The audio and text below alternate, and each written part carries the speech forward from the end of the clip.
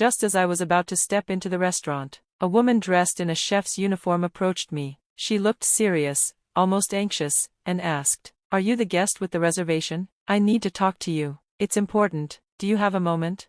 I was surprised. I had never had a chef come out to greet me personally before. At first, I thought she needed to ask about my allergies, which happens sometimes when I eat out. But as soon as she started talking, I could tell this wasn't just about food. Her words made my heart drop. I turned pale, stunned by what she told me.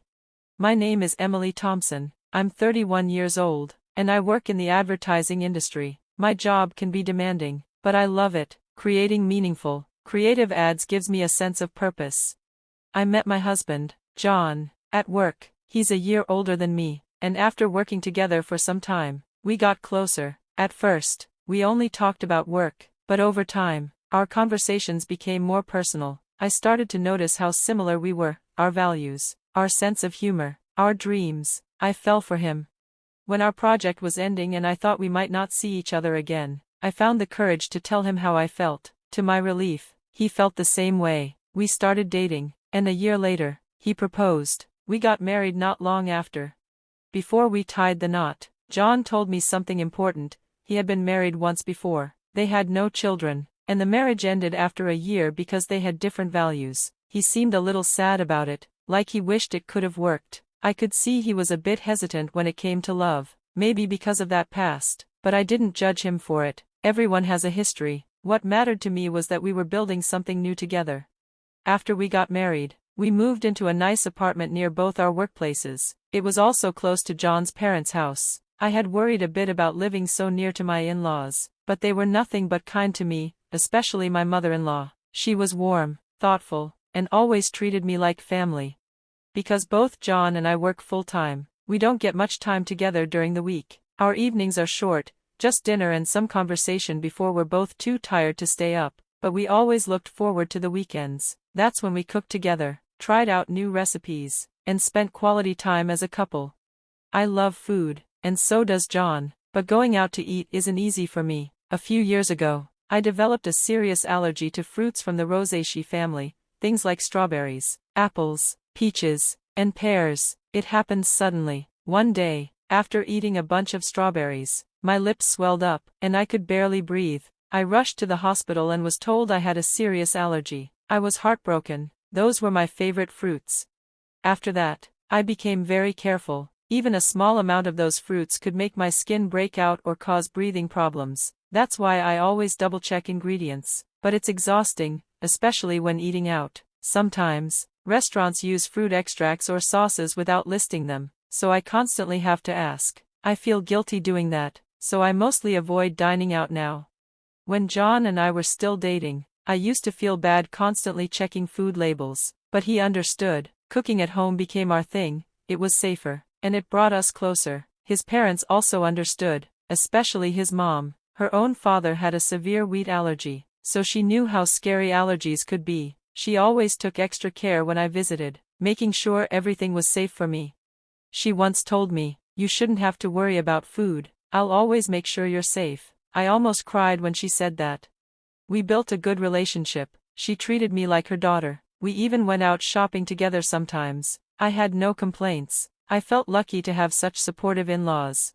Then one day, I received a promotion at work. I had worked hard for it, and when I got the news, I was thrilled. I shared it with my family right away. Everyone was happy for me, especially my mother-in-law. She said, "Let's celebrate. I'll take you to this upscale restaurant I know. It's my treat." I hesitated. The restaurant she mentioned was in a fancy hotel I had always admired from afar. It was the kind of place I used to dream of visiting when I was a student, but I never imagined I would actually go there. It felt like too much, even for a celebration. "It's okay, really," I told her. "You don't have to go through all that trouble." But she insisted, "Don't hold back. This is a special moment. Let me treat you." Her kindness touched me, but I was still unsure. I remembered that the restaurant was known for its fruit desserts, and they often used ingredients I was allergic to. I told her I was worried. She quickly reassured me, "Don't worry, I'll call ahead and let them know about your allergies. I have a connection there, they'll take care of everything." A connection? That surprised me. I had never heard her mention it before, but she was so confident. and she'd always been so thoughtful about my allergies, so I decided to trust her.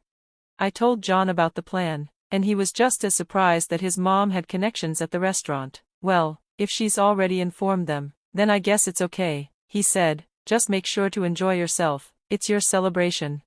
So, on the day of the lunch, I took a half day off work. I dressed up a little more than usual. I wanted to look nice for the occasion. At the office, my co-workers noticed and asked if I had plans. I told them I was going to a fancy restaurant to celebrate my promotion. They all wished me well. When I arrived at the hotel, my mother-in-law was already there. We were shown to our table right away, though the staff said our food might take a little longer because of the lunch rush. That was fine with me. I had wrapped up my work early, and I felt relaxed. My mother-in-law encouraged me to enjoy the moment, so I ordered a glass of champagne. As we waited and chatted, I took a few sips. The champagne was excellent, it lifted my mood even more. Everything felt perfect. But then, my phone rang. I was so excited that day. I was finally going to a restaurant I had wanted to try for so long. The food on the nearby tables looked delicious. And I couldn't wait for our dishes to arrive. I was in high spirits, ready to enjoy a special lunch with my mother-in-law. Just as I was settling into the atmosphere, my phone buzzed inside my bag. I had forgotten to switch it off. Seeing it was a call from work, I excused myself and stepped outside the restaurant. I didn't want to risk saying anything confidential in front of strangers. I was a little worried. Had something gone wrong? Thankfully, it wasn't a crisis. A colleague just needed clarification about a document I submitted earlier. I answered their questions and ended the call in about 5 minutes. Just as I was about to put my phone away and head back inside, a woman in a chef's uniform approached me. "Excuse me," she said, slightly out of breath. "Did you make the reservation for the meal today?" She looked concerned, and I was confused. Why would a chef come out during lunchtime to talk to a guest? But her next words sent a chill down my spine. "Please leave the hotel right now, don't go back inside, it's dangerous." I asked her to explain. Her voice lowered as she glanced around and told me that the food prepared for our table contained several ingredients I was severely allergic to. She noticed the allergy badge on my bag while walking past and remembered the reservation call, because she was the one who took it. She said no allergies were ever mentioned. She looked me straight in the eye and said, "I'm the chef for your table. If I hadn't seen your badge, you could have ended up in the hospital." I froze. It didn't make sense. My mother-in-law had told me she made sure to tell the restaurant about my allergies. I had trusted her. Why would she lie? Then the woman told me something even more shocking. She knew my mother-in-law. In fact, she used to be married to my husband. She was his ex-wife, now going by the name Kate Young.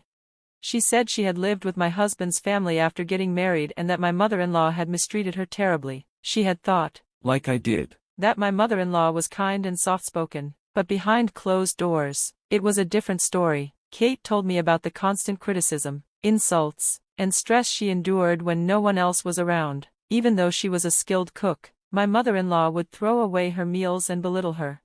She had tried to tell her husband back then, but he never believed her. His mother always acted sweet in front of him. Kate said she finally escaped by getting a divorce. With no job experience, she used her cooking license to get a job at the restaurant and worked her way up until she became a chef. Somehow, my mother-in-law found out Kate worked there and started visiting the restaurant often. She even tried to get free meals and discounts from her, threatening her quietly. Kate said she refused most of the demands but still felt scared around her. That's how she recognized me. She knew my mother-in-law would never befriend a younger woman, so she guessed I was the new wife. When I asked my mother-in-law later about the allergy mix-up, she lied. I told them about it. They must have forgotten, she said, blaming the restaurant. But I knew she hadn't. Kate had taken the reservation herself. And the restaurant was known for being careful about allergies. They even recorded their phone calls. So there would be proof. I asked my mother-in-law again, "Why didn't you tell them about my allergies?" There was a long silence. Then she snapped. "Because I hate you. You always get praised at work. Everyone likes you. You think you're better than me." I was stunned. I had never imagined she felt that way. But now, it all made sense. She wanted to see me suffer. She had been jealous and resentful. And she believed no one would ever believe me. But this time, I had witnesses. After I left the restaurant, I had gone straight to my parents' house and called my husband John. I told them everything. When my mother-in-law called to scold me for leaving the restaurant, I put the phone on speaker. I recorded the entire conversation. At first, she was furious. "You embarrassed me, I planned everything, and you just walked out. What kind of daughter-in-law does that?"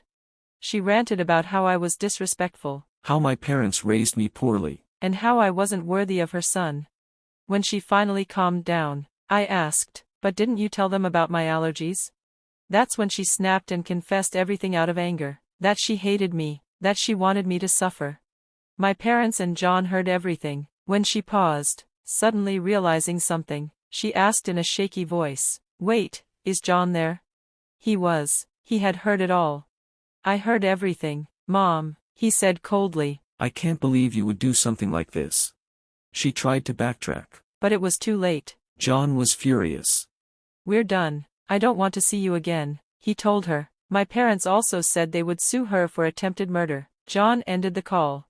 Later, John told his father what happened. His father was so angry that he told her to get out of the house. He even suggested divorce. She had no income, no family to help her. He rented a small apartment for her and told her to find work.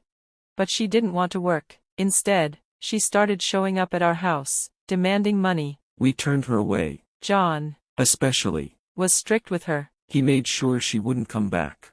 Eventually, we heard she got a job at a local supermarket. She looked tired, messy, and defeated. With her nasty behavior, she had no friends and no one to support her.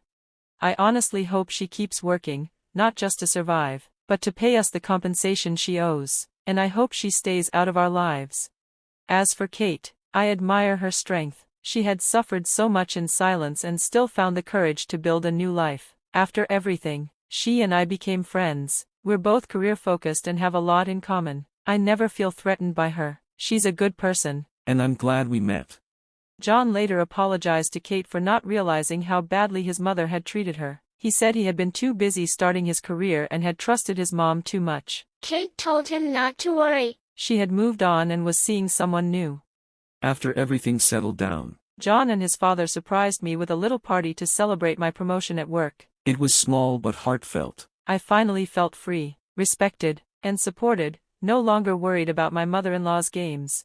I knew then, I had taken back control of my life, and I wasn't going to let anyone, especially her, ruin it again.